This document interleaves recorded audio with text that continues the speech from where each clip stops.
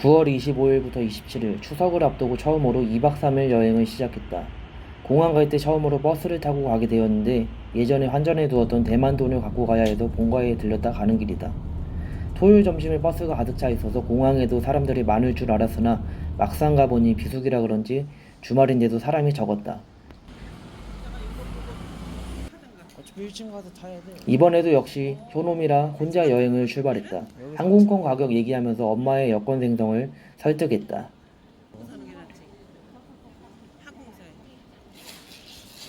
무인 체크인 너무 좋았다. 돌아올 때 무인 체크인의 소중함이 얼마나 소중한지 다시 깨달았다.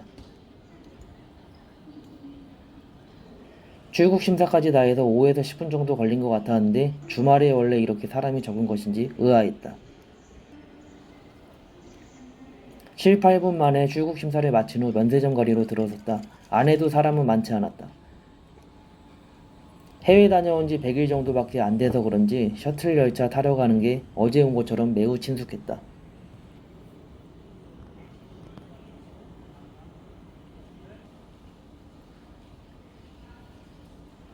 내려온 지 얼마 안 되어서 열차가 도착했고 바로 탈 수 있었다.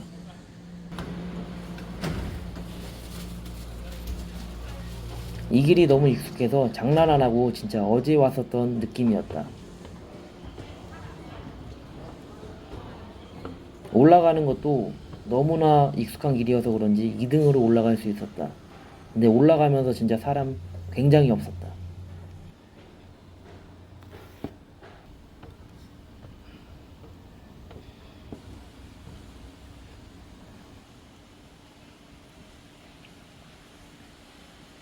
시간이 2시간 정도 남은 상황이라 평소에 가보지 않았던 곳곳까지 한번 찾아가 보았다. 알고 보니 위쪽에 라운지들이 있었다.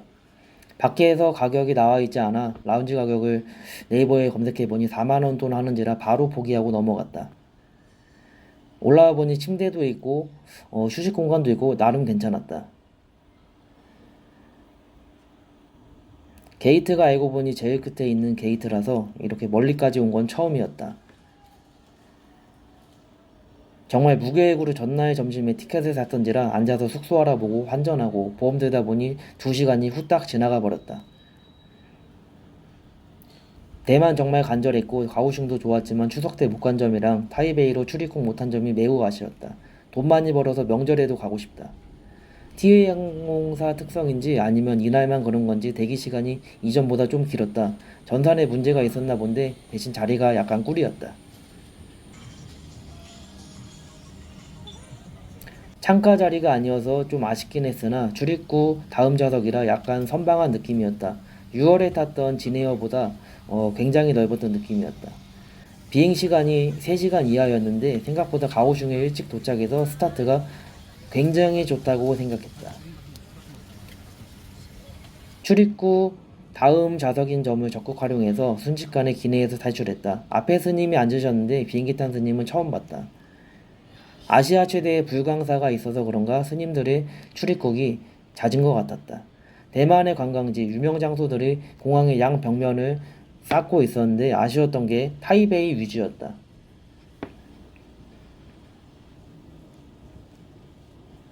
대만 출입국 시 돼지고기가 섞인 식품은 들고 타면 절대 안 된다고 한다. 만약에 들고 탔다면 바로 앞에 보이는 쓰레기통에 버려야 된다고 한다. 뭔가 익숙하다 하긴 했는데 낯선 부분이 있었던 점이 생각해보니 가오슝 출국은 2번 해봤으나 입국은 처음이었다. 내려가는 길도 한 번 헤맸다. 입국 카드를 써야 해서 2등으로 나왔으나 줄이 뒤로 좀 밀렸다. 입국하느라 하는데 15분 정도 걸린 것 같았다. 위탁 수화물이 없어서 순식간에 나올 수 있었다. 블로그에서 봐두었던 관광지원금 플러스 현찰을 찾기 위해 ATM을 찾아갔다. 그러던 중에 마약 탐지견을 봤는데 사람만한 개들이 저렇게 있으니 뭔가 낯설었다. 한번 만져볼까 하다가 생각해보니 나는 개를 무서워하고 있었다. 돈 뽑는 뒤에 현지 유심 3일짜리 300원에 끊고 출발했다. 바이저스톤 수료했으나 없어서 중화텔레콤으로 대신했다. 대망의 관광지원금 신청. 하루 전에 신청했어야 되는데 완전 똥 밟았다. 약간은 더러운 기분으로 가오슝 시내로 향하기 위해 MRT를 타러 갔다. 대만 MRT 정말 매력적이고 낭만적이다. 비가 온 뒤 얼마 안 됐을 때라 내가 대만에 왔구나라는 게 밖을 나오자마자 딱 느껴졌다. 캐리어 가져왔으면 정말 지옥이었을 것 같다. 이 습기와의 열기. 지옥이다 정말. 거기다가 MRT 타러 가는 길이 인천공항 1터미널에서 가오슝 시내로. 공항철도 가는 길만큼 굉장히 멀게 느껴졌다.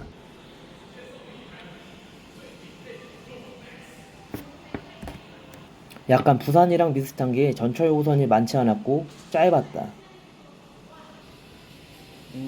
끝에서 이때 숙소 예약은 안 한 상태였는데 숙박비가 당일임에도 변하지 않는 상태라서 메이다리오 근처에서 숙소를 한번 찾아보고 컨디션 보고 결정하기로 했다. 이지카드에 얼마나 있는지 확인해 봤는데 한 푼도 없었다. 그래서 안전빵으로 400위엔 충전하고 그 다음에 400위엔 다시 충전했다. 충전 다 하고 가려고 하는데 옆에 커플이 뭐라고 떠들어 쳐다보니 가오슝 커플 여행 유튜브를 촬영 중이었다. 나도 제발. 전철에서 비위가 많이 상한 상태였다. 느낌적인 느낌으로다가 가오슝 시내 좀 구경하면서 가려고 3다상권에서 내려서 가오슝역까지 걸어가기로 했다. 우리나라보다 훨씬 쾌적한 것 같은 대만의 MRT 넘버 1.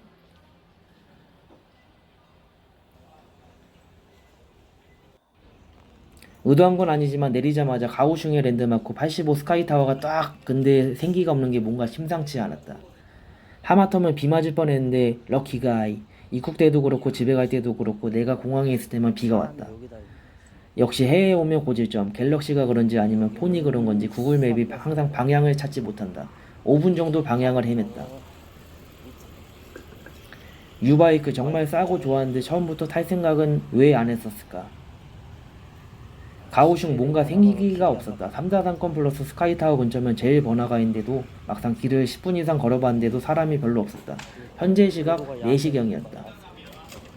요 근래 운동을 빡세게 잘 못한 것 같아서 여행 3일간 나의 관절과 무릎을 포기하고 아침에는 조깅, 하루 5만 보를 걷기로 결심했다. 이 나이도 사실 대만 오기 전까지 공복이었다. 가다가 웬 사찰이 있어서 뭔가 싶었는데 앞에서 보니 식당이었다. 가오슝에 유명한 허거집이 있는 걸로 알고 있는데 거긴 것 같았다. 거리를 걸으면서 쓰레기차 멜로디가 나오는 순간 아 대만이구나 다시 한번 느껴졌다. 그나저나 9월에 35도 쉽지 않았다. 대만에서 저렴하게 물건을 구입할 수 있는 포야의 방문. 여기서 옛날에 닥터큐 젤리 100 사갔었는데 한 팩만 사기로 결심했다. 한국 과자 폼 미쳤다. 와 자갈치. 두 번째로 좋아하는 대만 군것질 닥터큐 젤리 포도 맛을 사러 왔다. 가격은 그대로인 것 같으나 예전보다 환율이 20% 올라버려서 2,400원이 되어버리는 기적이 발생했다. 가오슝의 홍대 또는 명동 느낌이 있는 곳 이름은 까먹어서 기억이 안 난다. 대만 사람들은 토요일 오후에 집에서 모두 쉬나 보다. 4시경인데 사람이 없다. 옛날에도 와봤던 곳이라 과거에 맛있게 먹었던 싱푸당을 찾아봤는데 그 자리가 망한 지 4년 정도 된 흔적밖에 없었다.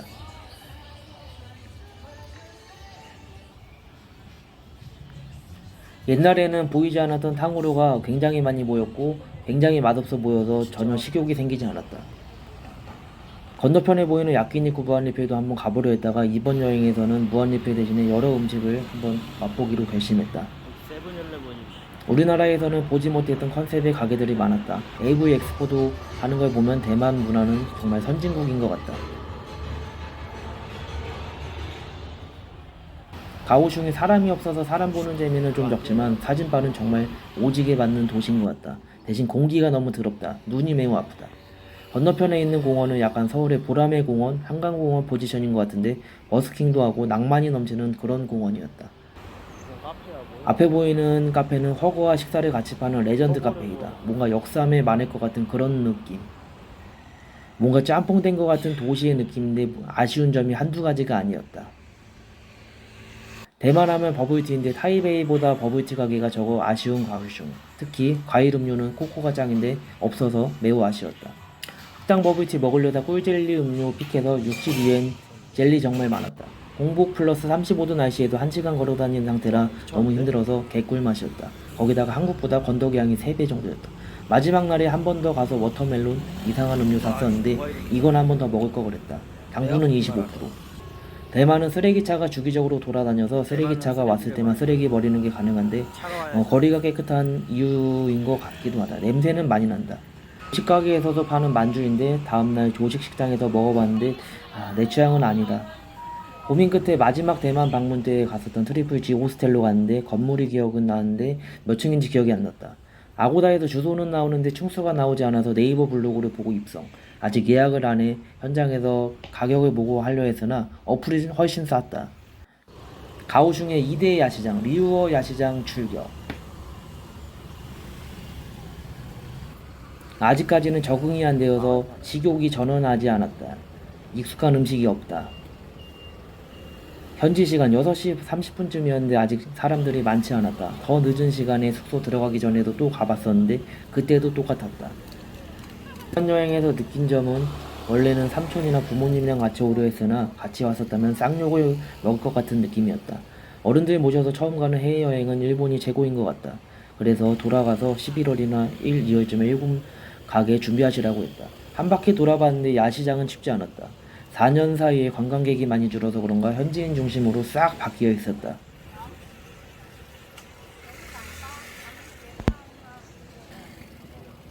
거기다가 아직 35도를 왔다리 갔다리 하고 가오슝도 여름인 것 같아 애플망고라 망고류가 많을지 알았는데 너무 방심하고 왔다. 빨리 대만에 적응하고 풍성한 먹거리 먹기 위해 부단히 움직였다.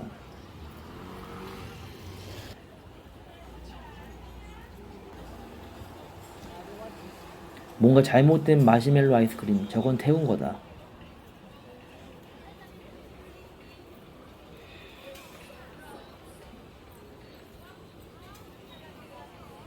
이대 야시장인데 사람이 너무 없고 가게도 생각보다 너무 없었다.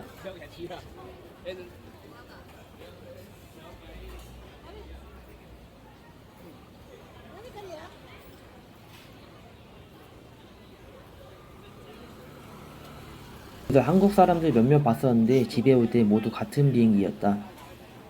내 옆자리도 있었다.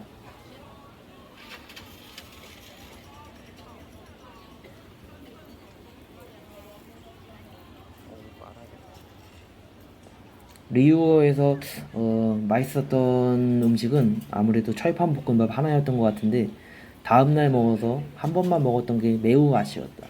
짜파게티 맛이 나는 마성의 볶음밥이었다. 와, 오리목은 절대 못 먹는다. 마법의 탕후루. 야시장 노점에서도 우버이츠, 핑크판다 굉장히 잘 되어 있었다. 우리나라의 배달 플랫폼을 이기는 것 같았다. 우리는 포장마차에서 이런 건 안 되는데 역시 IT 강국 타이완.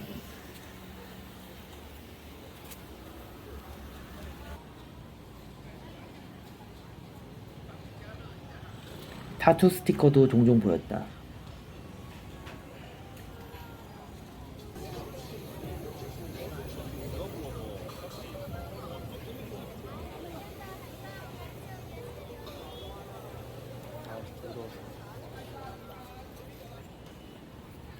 와, 사람 더럽게 하네.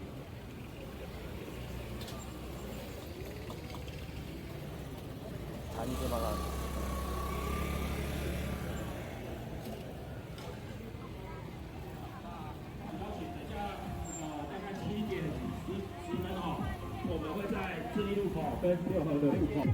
중간에 저렇게 베트남 누님들이 무리지어 음악 들고 다니는데 뭔지는 모르겠으나 아마 단란주 점 홍보였던 것 같다.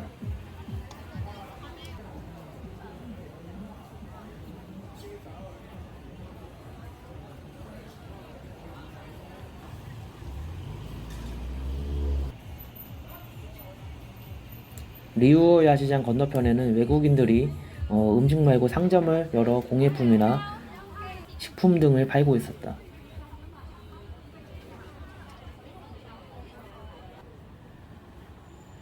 다시 야시장 입구 쪽을 가던 도중에 발견한 밥 핫도그. 대만 소시지 쉽지 않아 도전은 못했으나 좀 그나마 먹을만해 보였다.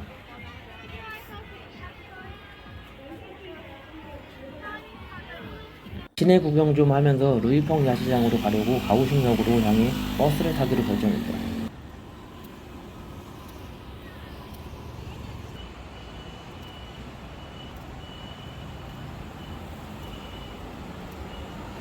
19년도에도 공사를 하고 있었는데 지금도 공사를 하고 있는 가오슝역. 조금 위치가 바뀌긴 했는데 5년이 넘게 공사 중이다. 여기는 4년 전에도 공사했는데 아직도 안 해, 이거. 씨.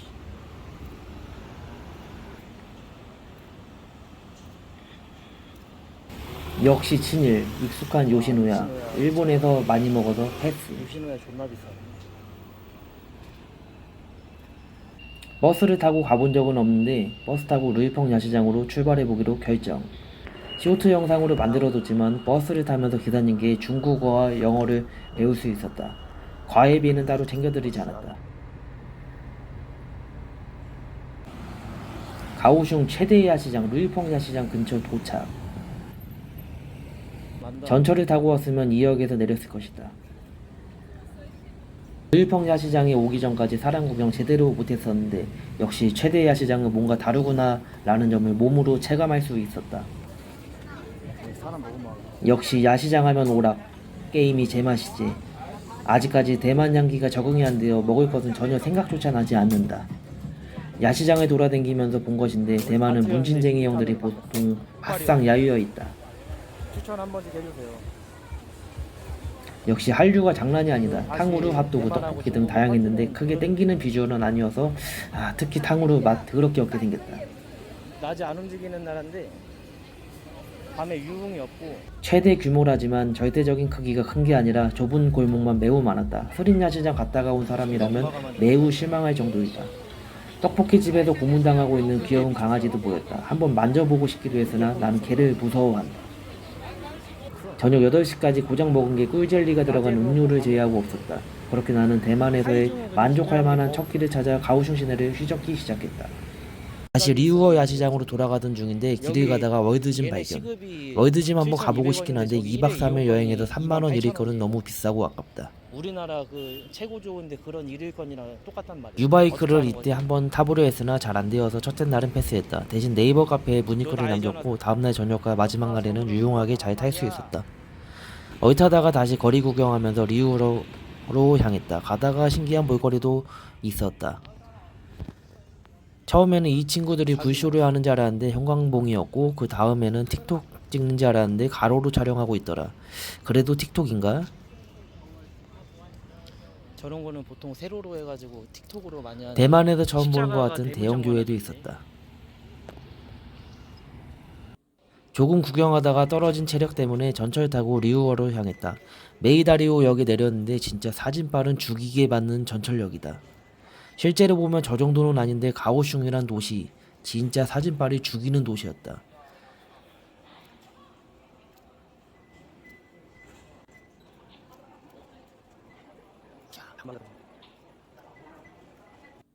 전철역 밖으로 나와서 거리를 다시 훑어보았다. 이 동네 몇 바퀴 돌면서 알게 된 점인데 가오슝역 앞 동네가 혼수 관련 골목이었다. 대만에도 호스트바가 있었는데 자신감이 넘쳐나는 그런 순간이다. 쪽에만 있는 대만판 맘스터치를 먹으러 갔으나 토요일 9시에 문을 닫아버렸다. 허탕이었다. 사실 예전에 먹었을 때 맛있었던 기억은 없었으나 가오슝에 온 김에 가봤는데 문을 닫아버려서 대체용으로 다음날 KFC를 갔는데 최고의 선택이었다. 단단버거를 못 먹어서 플랜B로 애플망고를 사러 갔다. 여기도 역시나 과거에 와왔던 과일 가게였다. 당연히 밤에도 거의 30도의 더위를 자랑하는지라 더위가 없어질 때까지 망고 천국일 줄 알았는데 그것은 큰 우선이었다.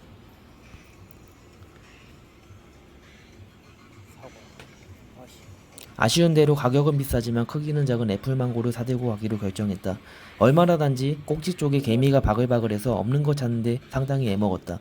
망고 3근 정도 샀는데 생각보다 무게가 많이 나가는 것 같아서 사장님이 저울치기 한 줄 알았는데 계산하고 다시 해봤는데 똑같았다. 이후 과일 가게 대각선에 위치한 대만식 한식 뷔페 쭈쭈찬에 갔는데 여행 첫날인지라 비위가 아직 적응이 안 돼서 먹는데 애먹었다. 입맛에는 맞지 않았지만 살기 위해 먹은 고기 3종 세트 찌주찬을 에너지 삼아 10분 정도 떨어진 숙소로 향해 망고 파티를 시작했다. 내가 예약한 호스텔이 나름 아고다에서 9점대 숙소이고 후기도 많은 곳인데 9월이 비수기라 그런지 토요일인데도 일본 남자랑 나밖에 로비에 없었다. 웬만하면 호스텔에서는 한두 명씩 있으면 먼저 말 거는데 일본 형님이 너무 빡세게 생겼고 영상통화 중이셔서 그냥 먹는 데 집중하고 씻고 자러 갔다. 다음날 아침 여행 이튿날 요 근래 회사 일에 쩌들어서 헬스를 잘 못했던지라 오기 전에 찾아봤던 유튜브에서 본 가오슝 아침 조깅이 너무 인상 깊어 따라해봤다. 근데 첫날 허벅지가 너무 쓸려서 초반에 고통에 적응하는데 굉장히 애먹었다. 거기다가 숙소에서 나오자마자 삼겹살 냄새 진동. 한 가지 더 간과한 게 한국이 9월 말부터 서늘해졌다고 해서 가오슝이 서늘한 것은 아니었다. 선크림 안 바르고 뛰었다가 겁나 탔다. 현재의 시각 8시쯤 뛰고 있는데 하늘이 진짜 한국에서는 보기 힘든 하늘의 색이다. 대만이 참 낭만 있는 게 아침 일찍 나오니 유바이크 타고 사람들이 무리지어 주말 아침을 상쾌하게 보내고 있더라. 가방을 안 메고 나왔어야 했는데 짐벌이랑 보조 배터리 등 챙겨 나오느라 쓸데없이 짐이 너무 많았다. 쓰지도 않는 거 괜히 갖고 나왔다. 보월 예술 특구가 생각보다 멀지 않아서 보월을 목표로 뛰었는데 가는 도중에 아이어강이 나왔다. 순간 6월에 갔던 일본인지 알았다. 메이다리오 역에서 한 20분 정도 슬슬 뛰면 도착하는 보월이었다. 전날의 먹거리 때문에 많이 실망했었는데 이런 풍경을 봐주니 전날 실망했던 감정이 싹 풀리는 것 같았다. 역시나 아침 9시에는 유명 관광지에도 사람이 없었다. 아침에 나처럼 조깅하는 아저씨 또는 자전거로 운동하는 사람들만 조금 드문드문 보였다. 계속 가다 보니 조깅하는 사람은 나 혼자뿐이었고 전부 자전거를 타거나 기진맥진 걸어다니면서 날 신기하게 쳐다보는 사람들 뿐이었다. 보월 끄트머리쯤 가니 탈진 직전이었다. 가오슝이라 읽고 사진 맛집이라 불러야 할 것 같은 그런 도시였다. 사진 빨만 존나게 잡았네. 공원에는 열심히 운동하시는 어르신도 계시고 낭만이 넘쳤다. 불지옥 속에서 주인 따라 산책 나온 씨바견도 종종 보였다. 공복유산소 마치고 조식 맛집 흑룡거로 향했다. 다행히 아이어강에서 멀지 않은 곳에 있었다.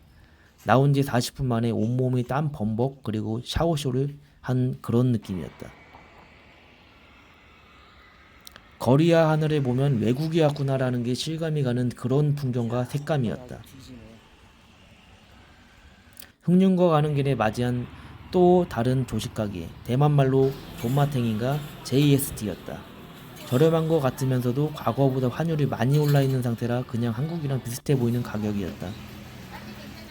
구글렌즈로 메뉴판 열심히 읽어본 뒤에 익숙한 해시브라운과 총자빙 그리고 밀크티 세트 주문. 이런 샹 인심이 좋은 탓인지 향신료가 이빠이 감이 든 대만향 같은 고기가 총자빙 사이에 껴있었다. 비위 때문에 간신히 먹고 떠났다. 첫 번째 식사를 마치고 흑룡거로 향했는데 흑룡거 옆 블록 식당을 알려주네? 메뉴 보면서 여기가 아닌데 생각하면서 우선 먹을 만한 거를 찾아 돌진했다.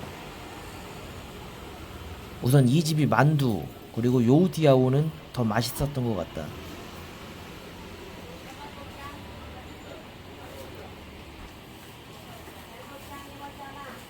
가성비 천국이었다. 그리고 가격도 더 싸고 대기줄도 흑룡거보다 더 없었다. 다음에 흑룡거 가라고 하면 이 집으로 또 갈 것 같다. 20분 전에 먹고 다시 또 아침을 먹는지라 메뉴는 간단하게 타로만주 그리고 고기만두, 냉콩물 이렇게 선택을 해서 먹었다. 만두가 상당했다. 이런 시장 싹 비우고 출발하니까 코너 돌자마자 사람이 없는 동네인데 어마어마하게 긴 줄이 보이는 것이다. 이곳이 바로 전설의 흑룡거. 전설의 흑룡거 장사가 잘 되는 만큼 간판과 시설도 다른 것보다 좋았는데 주변에서 유일하게 에어컨 있는 조식집 같았다. 한편에는 배달 어플용 캐리어도 있는 것 같았다. 줄을 10분 정도 섰는데 내가 섰을 때보다 줄이 2배 정도 길어졌다. 9시 30분에 세 번째 아침을 먹으려 하고 있다. 먹음직스러워 보이는 만두가 있었으나 방금 전에 먹어서 패스를 했고 대신 흑룡거의 시그니처 동파육 버거와 요우티아오를 다시 선택하고 기대를 했다. 가격은 앞에서 말했듯이 이전 식당보다 상당히 비쌌다. 흑룡거가 2층에도 에어컨이 틀어져 있고 시원하고 좋지만 이곳에서 안 먹고 가길 정말 잘한 것 같다. 밀크티 빙토우장은 이미 먹은지라 이번에는 소화 좀 되라고 편의점에서 제로 콜라를 선택했다. 가격은 한국보다 조금 저렴하고 용량은 100ml가 많았다. 동파육 버거빵이 부들부들해서 기대했었는데 저 고기는 과거에 먹었던 크기의 반의 크기도 안 됐고 무엇보다 풀떼기 저 설탕 정말 맛이 없었다. 진짜 돈 아까워서 어떻게든 먹으려고 했는데 그냥 기분만 잡치고 3분의 2 버리고 콜라만 원자 때린 뒤에 다음 행선지로 향했다. 이렇게 조깅한 다음 조식 먹은 다음 숙소에 돌아가서 샤워 때리려고 선크림도 안 사고 안 발랐는데 의도치 않게 아침부터 새끼 때리고 다음 행선지로 향하는 중이다. 전과 같은 코스로 시작을 했으니 비슷한 여행 코스로 시작을 결정했다. 그래서는 가본 적 없는 스웨덴의 자존심 이케아와 프랑스의 자존심 까르푸 그리고 미국의 자존심 코스트코 3대장 마트에 가보기로 결정했다.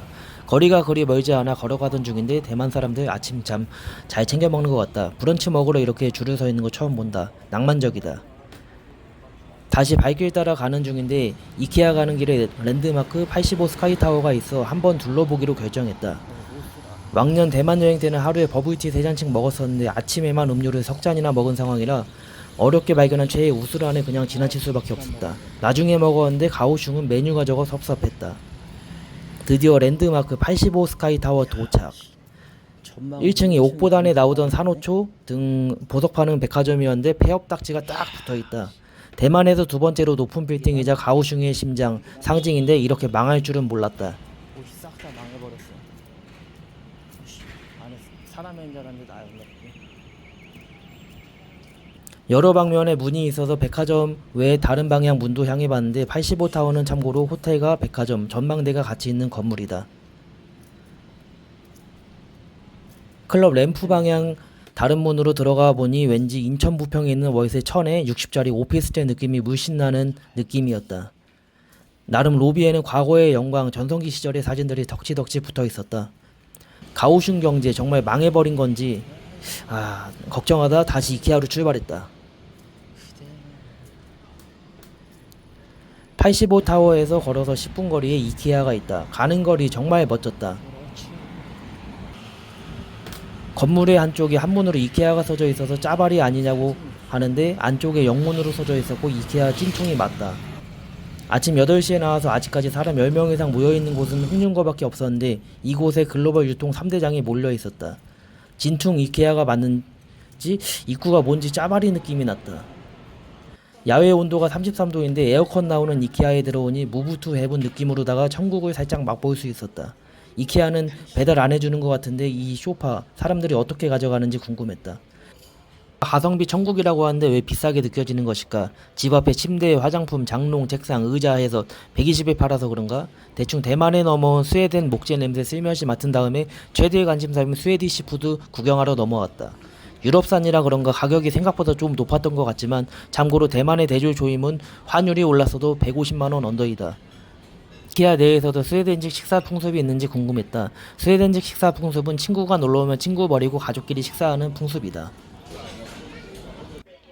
아주 스피디하게 3층 구경을 끝내고 내려가는 곳 찾다가 겨우 2층으로 내려갈 수 있었다. 2층은 가구라기보다는 베개, 솜, 천조가리 같은 거 위주였다. 관심이 없는 것 전부였다. 여긴 지옥이다. 출구 찾는 게 겁나게 어렵다. 드디어 내가 바라던 가성비 스웨덴 음식 그리고 시그니처 핫도그 파는 1층으로 도착할 수 있었다. 핫도그 푸드코트 옆에 노브랜드 맨키로 비슷한 느낌의 슈퍼가 있었다. 환율이 올랐어도 대만에서도 통하는 스웨덴 가성비가 정말 오졌다. 우선 뭐 먹을지 찜해놓고 1층을 좀 더 구경하고 다시 돌아오기로 결정했다.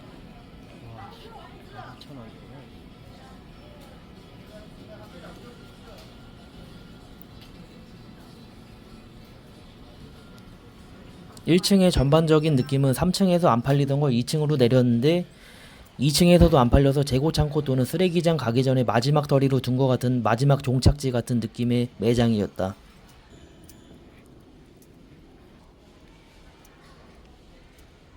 원래 목적이었던 핫도그 세트와 흑임자 아이스크림 사고 음료랑 소스 바르러 왔다. 음료 종류가 무지막지하게 많은데 제로 슈거는 없었던 것 같았다. 그리고 영악한 대만 꼬마들 정수기에 있던 종이컵 가져와서 이거 공짜로 퍼먹고 있었다. 거기다가 내 핫도그 가져가려다 걸려서 주먹 날라가려던 거 참았다. 핫도그 세트랑 추가로 시킨 로봇 아이스크림 먹은 뒤 분노 잠재운 다음 옆에 있던 까르푸로 출발을 했다. 이쪽에 베르사유의 궁전도 있던데 진정한 부촌 동네였다. 그리고 매장 안에서 대만에서 국뽕을 느낄 줄은 몰랐다. 추석 전이라 그런지 선물 세트가 있었는데 그 와중에 한국 배가 ጧ악 있었다. 국뽕과는 별개로 저 배 더럽게 맛없게 생겼고 품질이 안 좋아 보였다. 망고나 먹자. 배는 품질이 별로라서 그런지 한국이랑 가격이 비슷했다. 그 외에도 샤인머스키지랑 갖가지 과일이 있었는데 비싼 데다가 선물 세트인데도 품질이 썩 좋지는 않았다. 망고나 먹는 게 상책인 것 같다. 일본산이네 이건. 일본산 열알에 8,000원. 나 같았으면 든든하고 달콤하고 저렴한 대만산 애플망고를 배 터지게 먹었을 텐데 맛도 더럽게 없어 보이는 싱싱하지도 않은 수입 과일만 잔뜩 쌓아져 있었다. 애플 망고가 아니라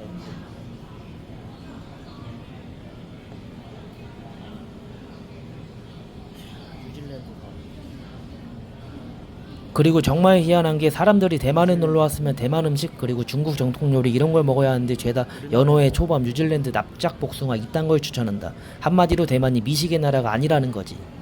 기념품 사갈 거 플러스 먹거리 스캔 후 빠르게 가르푸를 탈출했다. 아유, 또다시 지옥이 시작됐다. 바깥 온도는 현재 34도에다가 햇빛이 아주 쨍쨍했다. 어떻게 다녔지? 아 미쳤다. 그러던 도중에 고향에서 도망가는 카트 발견해서 제자리로 갖다 두는 선행을 또 미쳐버리고 실천했다. 지원자 움직이고 초던주 쓰고.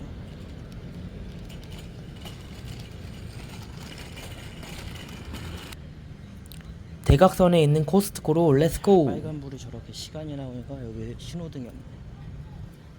신호등이 없어. 가오슝 최고 부촌으로 보이는 프랑스 이 베르사유 베르사유 느낌의 궁전 궁전 정말 앞살이었다. 호텔이야 타워팰리스야 뭐야. 혼자 씨부리다가 3분 만에 코스트코로 도착할 수 있었다. 야, 가오슝에서 사람이 제일 많은 것 같은 코스트코 이 도착. 날씨에 밖에다가 저거 세워두고 타고 가면 빵댕이 그냥. 코스트코는 회원제라 들어가도 살 수 있는 것도 없고 사람이 너무 많아서 그냥 구경만 하고 패스를 했다. 피자 먹으려다가 자리가 아예 없어서 패스했다.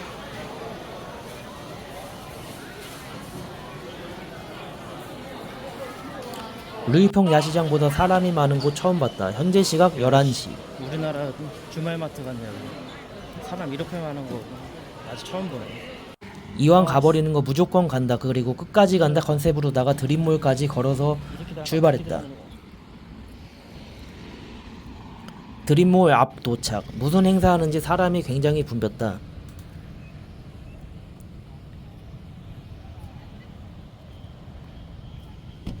그냥 한국의 쇼핑몰 스퀘어원 송연화 느낌의 쇼핑몰이었다.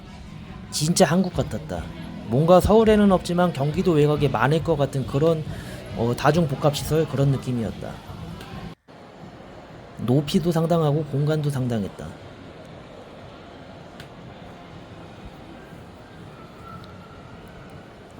대충 쇼핑몰 구경 마친 뒤에 숙소 가려고 했는데 버스에서 졸아서 종점까지 도착해버렸다. 무슨 기념관 비스무리한 것 같았는데 불지옥이라 그냥 숙소로 돌아가기로 결정했다. 가격은 비싸진 않았으나 바깥 온도 35도라 야외를 구경하기는 무리였다. 버스 대기 시간이 너무 길어서 주변 구경도 할 겸 걸어가고 있는데 이런 쌍 들개가 겁나게 많아서 너무나 무서웠다. 여름 아니었으면 저 들개들한테 물렸을 것 같다. 이 더위가 나를 살렸다.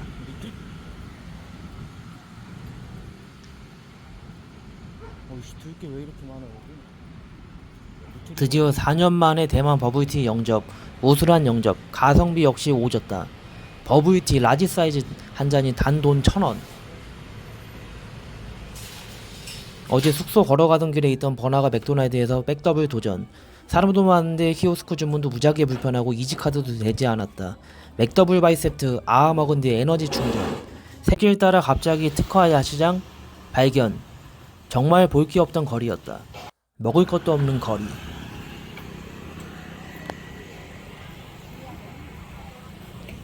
거의 전반적인 느낌이 을지로 지하상가를 지상으로 옮겨놓은 느낌. 볼 거 진짜 없고 먹을 거는 아예 없던 그런 거리였다.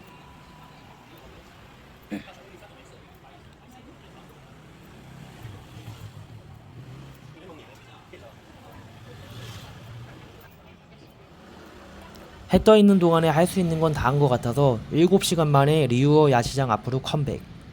해지기 전까지 시간이 애매해서 가오슝역 근처 구경하다가 다시 숙소로 돌아갔다. 숙소 돌아가니까 츤데레 호스트 알바가 스트리밍 풀 세팅 해둔 뒤 레이싱 경주 펼치고 있어서 옆에서 살짝 구경했다. 혈관사를 진정시키기 위해 냉수 샤워 갈긴 뒤에 룸투어를 시작했다. 근데 파이프가 달궈져서 냉수가 전혀 나오지 않았다. 사람이 많았으면 샤워실에서도 빤스만 입고 있지 못하는 환경인데 바깥에서 다 보이기 때문이다. 거기다가 옆에가 여자 샤워실. 때는 2박 3일 여정이라서 손빨래만 했지만 조금 길게 온다면 편하게 빨래할 수 있는 세탁기가 있는 곳이다. 다른 곳보다 또 싼 것 같다. 옛날에 왔을 때는 되게 사람도 많고 바퀴도 많고 그랬는데 이번에는 사람이 너무 없어서 숙소가 조금 무섭기도 한 그런 상황이다. 이틀 동안 6인실을 나랑 다른 중국인 둘이서 쓰긴 했으나 마지막 날 보조 배터리 빌려주기 전까지 얼굴도 한 번도 보지 못했었다. 아주 개꿀이었다.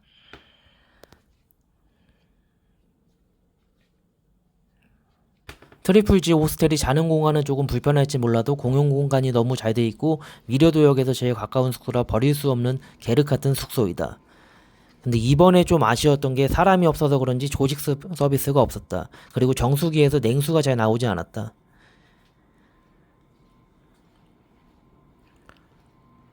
더불어 한 가지 장점을 더하자면 야경이 정말 죽이는 그런 숙소였다.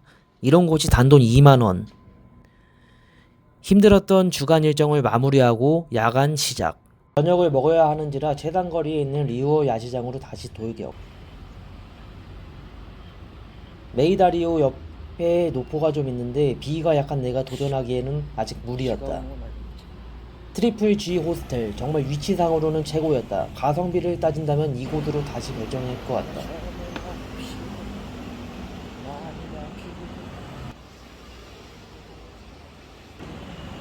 아직 6시밖에 안 되어서 차량 통제가 없는 상황이다. 리오 야시장에 가려면 8시쯤에 가는 게 최고의 선택이다. 내일은 모두 야시장이기에 살 게 없어도 볼 게 없어도 낭만 가득하게 한번 걷는 것만으로 소기의 목적 달성이다. 다음에는 3박 4일 이상으로 와서 정말 야무지게 여행을 보내봐야겠다. 코로나 기간 동안 관광객이 아예 없어져서인지 내수용 음식만 한가득이어서 먹을 게 없었다. 아니면 한여름이 지나서인지 먹거리 종류가 너무 후달리는 리우어 야시장이었다. 가오슝의 7, 8월은 정말 불지옥 그 자체지만 정말 그때 와야 하는 것인가?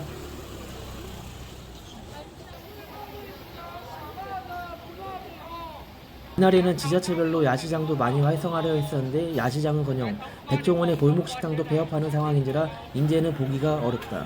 리우어에서 발견한 호불호 없을 법한 쿵푸 고수 철판 볶음밥집 발견. 그날에도 먹으려다 찌주창 갔는데 이 집 정말 요물이다. 비하는 아니지만 대머리와 뚱보 아저씨 조합은 그냥 미친 맛집이라 봐도 무방이다. 간은 우선 간장이 부족하면 아저씨 땀으로라도 채워줄 것 같은 진심이 느껴지는 현란한 손놀림이다. 거기다가 볶음밥에서 짜파게티 맛이 난다. 양도 존나 많은데 가격이 2,900원 정도라 정말 개꿀 가성비이다.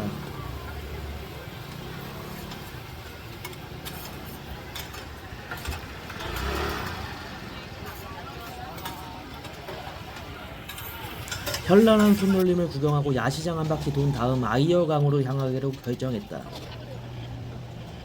건너편에 피트니스 팩토리가 있는데 살펴보니 월드짐보다 저기가 더 좋아 보였다. 막 찍어도 낭만이 한가득인 도시 가오슝. 타이페이는 여기 낭만 곱하기 3. 드디어 타보는구나. 이제 타지 못했던 유바이크. 네이버 카페에서 배운 대로 등록하고 다시 재도전. 대만이 오토바이도 많고 골목도 많아서 걱정했었는데 막상 타보니 인도도 평지가 많고 잘 되어 있어서 개꿀이었다. 30분당 400원 요금. 아이어강 다리에서 보이는 망한 게 확실해 보이는 85 스카이 타워. 몇 년 전부터 가오슝 정제 정말 위험하다고 소식 들었던 게 진짜였나 보다. 아이어강도 옛날에는 야경 명소였는데 솔직히 야간에 불도 안 켜줘서 주간에 가는 게 훨씬 더 개꿀인 것 같다. 주간 모습도 무지하게 멋지다 진짜. 게 자본 한신백화점은 아직도 으리으리한 모습 보이고 있으나 가오슝 랜드마크 85 스카이타워 처참하게 망해버렸다. 가오슝 화이팅! 대만의 1인당 GDP가 한국을 악살하긴 했으나 수치와 현실은 정말 다른가 보다. 일요일 밤인지라 클럽 램프 영업 여부를 확인했으나 문을 닫아서 가오슝역으로 다시 돌아와서 허기를 달래기로 결정했어. 버거킹, 맥도날드, KFC 글로벌 3대장이 있어서 고민하다가 결국 KFC 돌격. 이오시노야 3대장. KFC가 좀 비싸기도 하고 비주얼도 홀리 쉐시였으나 막상 먹어보니 한국 KFC와 전혀 다른 음식이었다. 천상의 맛. 집에 오기 전에 또 먹었다. 비주얼만 보면 정말 최악인데 겉바속촉 매콤 끝판왕. 허기를 달랜 뒤에 다시 유바이크 타고 한진 아레나였나? 루이펑 야시장 이후까지 자전거 타고 갔다가 리우어로 다시 돌아왔다. 활기는 그 반대편 지역이 더 뛰는 것 같은 느낌다운 느낌? 이것만은 꼭 먹는다고 적어놨던 볶음밥 주문하러 야시장 컴백. 운이 좋은 건지 내가 가니까 볶음밥이 다 나가서 바로 주문을 갈겠다. 딱 봐도 양 존나 많은데 저게 3인분이다. 이 아저씨 통 진짜 큰 것 같다. 가격이 100타이완 달러여도 사 먹을 것 같다. 현란한 손놀림에 다시 한번 눈 돌아가 무아지경에 빠졌다. 볶음밥 처돌이인데 다음에 가오슝 또 가면 이것도 무조건 2공기 간다. 특히 이 소스 그냥 간장인 줄 알았는데 조미료였나 보다. 짜파게티 맛이 나는 간장이다.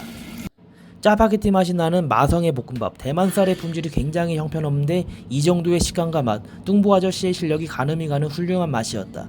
야무지게 먹은 뒤에 바로 샤워 렛츠고. 막날 마무리로 대만의 명물 과일 맥주와 푸딩 세트 야무지게 준비하고 닥터큐 젤리는 몰랐는데 저 조그마한 한 팩이 50칼로리이다. 최악의 칼로리 가성비. 대만과 일본에 간다면 푸딩은 꼭 먹자. 마지막 날 아침 일어나자마자 의자에 앉아서 이것 찍고 있는데 같은 방 중국 놈이 배터리 없다고 자꾸 충전기 배터리 빌려달라고 한다. 빌려주면 왠지 튈 것 같아서 카운터에서 충전기 찾아보라고 했는데 안 된다고 해서 내가 씻는 15분 동안만 충전하라고 약속받고 보조 배터리 빌려줬다. 다행히 양심은 버리지 않는 친구라 돌려받았고 뭔가 더 요구받기 전에 내가 먼저 숙소에서 나가버렸다. 월요일 아침 메이메이 크래커 사러 가기 전에 식빵이라도 있나 봤는데 조식 서비스 없다. 섭섭하다. 날씨가 오늘도 기가 막힌다. 타 죽을 것 같은 날씨. 호텔로도 갈 수 있지만 어제 유바이크 타는 법을 깨우쳤기에 낭만과 가성비 넘치는 유바이크 타고 메이메이 크래커로 렛츠고. 자전거에 새똥 플러스 쓰레기가 있어서 안 타려 했는데 없어서 그냥 탈 수밖에 없었다. 이거 타기 전에 주변에 유바이크 주차된 게 있나 더 봤는데 없어서 결국에는 저 더러운 자전거를 타고 출발.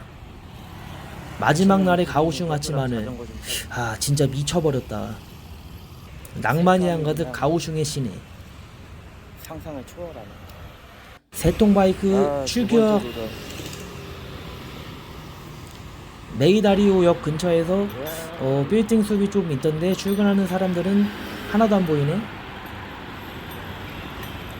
역시 대만에서는 자전거 타는 게 최고다. 걷기에는 애매하고 전철은 낭만 없고 자전거가 딱인 그런 날씨다. 청춘영화 봄이다. 와.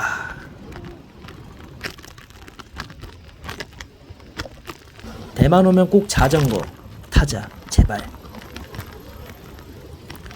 대만 오면 안경이나 선글라스 꼭 쓰고 자전거 타야 한다.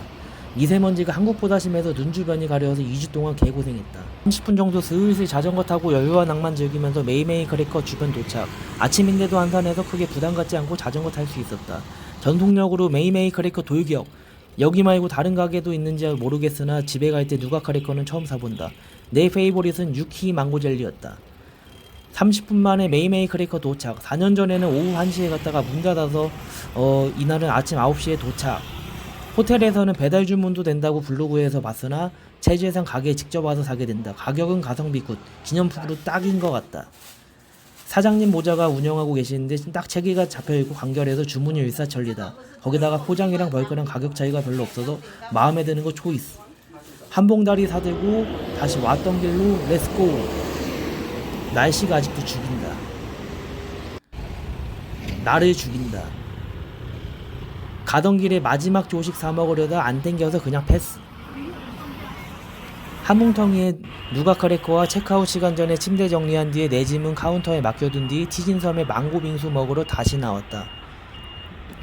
날씨가 나를 살려주고 있다. 다행히 해가 가려져서 다니만 했다. 처음 보는 신기한 오토바이 운송수단. 우리나라는 이런 거 없는 것 같은데 역시 IT 강국 대만이다. 다음에 왔을 때는 가오슝도 생기가 좀 돌았으면 좋겠다. 치진섬, 85타워, 한신백화점, 보월예술특구가 모두 비슷한 위치에 있어서 자전거로 가면 싹이다. 갔다가 자전거 맡기고 트램 타고 3, 4, 30 가면 딱. 북진 가는 길에 보월예술특구 어제 안 가본 방향으로 야무지게 구경하면서 감상하면서 갔다. 가는 길에 대만 애기들도 있더라. 이 날씨에 소풍 나온 애기들이 정말 낭만이 넘쳤다. 치진섬 앞 유명한 빙수거리 도착. 근데 제일 유명한 곳은 아직 문을 안 열어서 고만고만한 가게 문 연 곳으로 찾아갔다. 10시 반인데 아직도 안 열었어. 건너편 가서.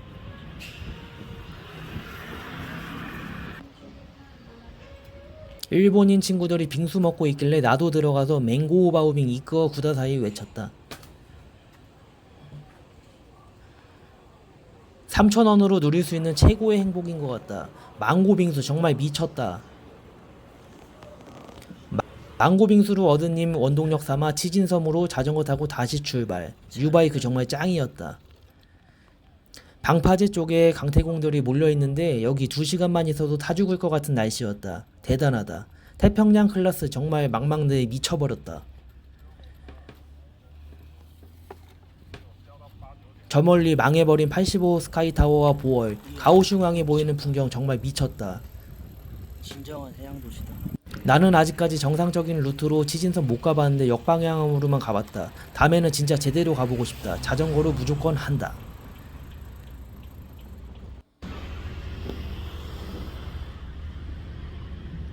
배를 안 타고 육교 넘어서 가면 완전 개꿀이고 공짜이고 빨리 갈 수 있다. 시간상 치진섬은 못 찍고 왔는데 대충 구경하면서 다시 보월로 복귀. 근데 이 방향이 아닌 것 같다. 커스텀스라고 이런 게 보이는데 여기는 가오슝항인 것 같았다. 빠져나오는데도 개고생했다. 어우 씨, 월미도 냄새. 여기는 원래 일반인이 들어오면 안 되는 것 같은데 아무런 제재가 없어서 나도 모르게 들어와 버리고 다시 나가 버렸다. 가오슝항에서 빠져나와 정상적인 관광지 보월예술특구로 다시 복귀 도착할 수 있었다. 범블비가 눈앞에 보인다. 대만, 그것도 가오슝에 왔으니 특산품 펑리수 맛은 좀 봐야 할 것 같아서 무료 체험 공간인 써니를 찾아갔다. 아씨, 어제 왔던 곳인데 어제 못 먹었네. 블로그에 상세하게 나와있긴 한데 한쪽에는 카페, 한쪽에는 체험 및 판매 공간이 있어서 하나 먹고 펑리수랑 우롱차 먹으면 딱인 코스다. 내부 상황에 따라 안내해주시는 누님이 출입문을 컨트롤하신다. 나는 이걸 싸갈 생각은 전혀 생각조차 하지 못했는데 앞에 계신 어르신들은 차만 먹고 펑리수는 싸가시네? 어찌됐든 내가 먹어봤던 펑리수 중 1등이다. 무지개 빙수랑 펑리수 먹은 뒤에 다시 숙소로 돌아왔다. 6월에 비행기 놓쳤던 트라우마 때문에 조금 서두르기 시작했다. 대낮의 리우어 전혀 생기도 없고 특색도 없고 매우 실망했다. 진짜 아무것도 없었다. 숙소에서 짐 찾아오기 전에 점심 때울 거리 찾았는데 생각보다 거리에 식당이 없어서 그냥 숙소로 돌아가서 샤워하고 나오기로 결정.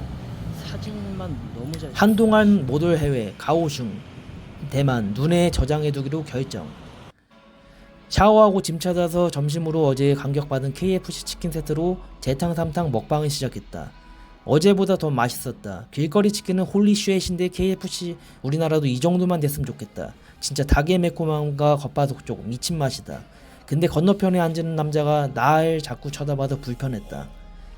야무지게 밥 먹은 뒤에 비행기 출발 2시간 40분 전에 비행기 타러 출발했다. 대만의 MIT 한국 전철 시스템을 벤치마킹했다고 들었던 것 같은데 쾌적함이 한국의 2배 이상이다. 거기다가 전철비도 반값이다. 대만 전철의 단점은 전철 내에서 음료 및 식품 취식 금지이다. 옛날에 들고만 있었는데도 경찰들이 와서 주의를 줬던 기억이 있다. 가오슝의 공항 접근성이 좋은 게 전철 타고 공항까지 30분밖에 안 걸린다.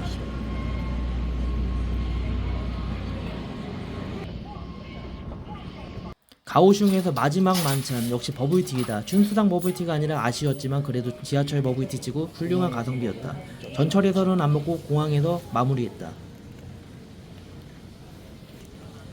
대만 전철역이 좀 치사한 게 개찰구 내에서도 뭐 먹으면 안 되는데 개찰구 바로 앞에서 먹거리를 팔고 자판기도 있다. 치사하다고 해야 되나?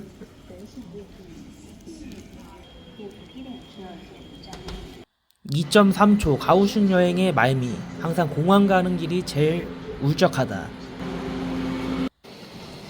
아침에 왔던 것 같은 가오슝 공항 도착. 울적하다. 좀 설레이고 싶다 정말. 이번에는 엘리베이터 타고 가기로 결정했다. 지금 올라가는 대부분 사람들이 같은 비행기 한국 사람이더라. 电梯开门。 가오슝 공항, 한산 그 자체였다.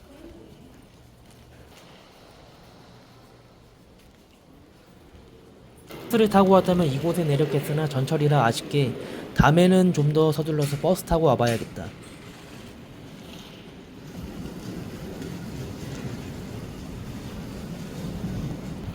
가오슝 공항, 규모가 작아서 그런지 거의 바로 앞에 티웨이 카운터가 있었다. 해외에서는 셀프 체크인이 없어서 섭섭하고 불편했다. 현지 시각 17시 5분 비행기라 1시간 50분 전에 도착했는데 아직도 체크인 시작을 안 해주고 있다. 괜히 일찍 온 것 같다. 30분부터 늦지막하게 체크인 시작. 이렇게 긴박하게 해줄 수 있나? 오사카에서는 40분 늦었다고 체크인도 안 했었는데 제기랄. 하고 1층 내려가서 여행지원금 복귀 다시 해봤으나 꽝. 이거 보시는 분들은 여행지원금 여행 전날에 꼭 신청하세요. 출국 심사는 인천보다 좀 느렸지만 10분 만에 완료. 면세점 입성. 굉장히 어두운 분위기였다. 대만의 자존심 중화항공과 에바항공 라운지가 보였으나 나는 패스. 전혀 상관없는 라운지였다. 면세점 거리가 뭔가 깔끔한데 생기가 전혀 없는 가오슝 공항의 면세점이었다. 문 연대가. 과거에 있었던 매장 그리고 식당조차 없어져 버리거나 문을 닫아 버렸다. 얼마나 관광객이 없는 것인가. 원래 면세점 오면 펑리수, 누가크래커, 시식하는 맛이 있었는데 가오슝 공항은 그런 추억거리가 하나도 없어져서 섭섭했다. 기념품도 사는데 공항에 생기도 없고 바깥도 갑자기 천둥번개 치고 장난이 아니다. 여기는 집에 갈 때마다 천둥번개가 치네. 볼거리는 없지만 반대편 게이트도 한번 가봤다. 90%가 중국인 그리고 홍콩 사람들이었고 나머지는 한국인이었다. 나름 관광으로 유명한 도시인데 가오슝 면세점 싹 다 망해버려서 가슴 한켠이 매우 시렸다. 드디어 출국 렛츠고. 근데 TA가 이상한 건지 가오슝 공항이 이상한 건지 왜 두 줄로 승객들을 세우는 건가? 이번에도 역시나 자리운이 없어서 통로 쪽 좌석으로 배치. 전용로를 어깨너머로 봤을 때 기가 막혔는데 너무 섭섭했다. 어떤 개진상 아재가 자기 집 많다고 내 가방 한쪽으로 짜부 시켜놔서 한 대 칠 뻔했는데 다행히 누가 카레커 같은 선에서 깨진 게 없어서 그냥 참아버렸다. T의 비행기 낭만은 없지만 그래도 분위기는 아주 쬐끔 있었던 야간 비행기였다. 다음에는 제발 저녁이나 새벽 창가 자리 부탁 좀 합시다고. 혼수 상태에서 깨어보니 나의 고향 마계 인천 도착. 바닥에 돈 떨어져 있어서 그거 주우려다 그냥 밖에 부모님 모셨다고 해서 기다리지 않고 나왔다. 100타이완 달러라서 4,000원인데 그거 못 주는 게 천추의 한이다. 너무 아쉽다 진짜. 역시나 위탁수화물 없어서 걱정 없이 나오고 슈퍼 프리패스. 근데 조금 불편하더라도 다음에는 위탁수화물 있는 걸로 갈 것 같다. 위탁수화물이 없으니 좋아하는 망고 젤리도 못 사고 치약도 못 사고 화장품도 못 사고 제재받는 게 너무 많아서 사육이 없다. 다음에는 무조건 위탁수화물 있는 걸로 해야겠다. 건너편 사람과 내 몸을 바꿔버리고 싶은 이런 셔틀. 너무 아쉬운 집으로 가는 길. 다음날 출근이다. 발걸음이 천근만근이다 진짜.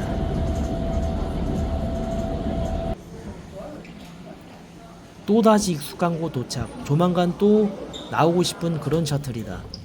사람이 무지막지하게 많은데 이 비행기에서 이렇게 많은 사람이 있었나 생각이 드는 순간이었다.